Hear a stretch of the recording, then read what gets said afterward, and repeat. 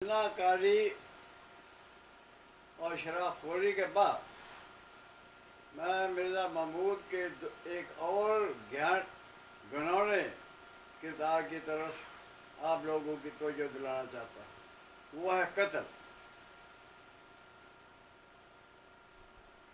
اسلام میں کسی کو قتل کرنا بہت بڑا جرم قرار دیا گیا ہے، سب جانتے ہیں۔ مرزا محمود صرف زناکار اور شرابی ہی نہیں تھا بلکہ وہ قاتل بھی تھا۔ اس نے ایک قتل نہیں کئی قتل کیے۔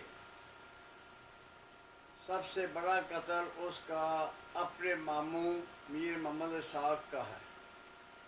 اس کا جرم صرف یہ تھا کہ جب مرزا محمود احمد نے مسلم موعود ہونے کا دعویٰ کیا تو اس نے اپنی ایک مجلس میں یہ کہا کہ لو بھائی، یہ بھی ایک بدکار نے بھی مسلم موعود ہونے کا دعویٰ کر دیا۔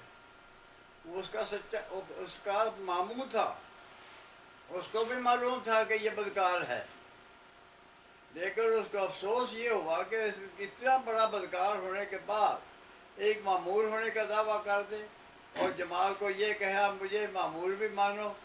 تو اس نے اپنی ایک محفل میں اس بات کا ذکر کیا۔ اس محفل میں میاں عبد المنان بھی تھے۔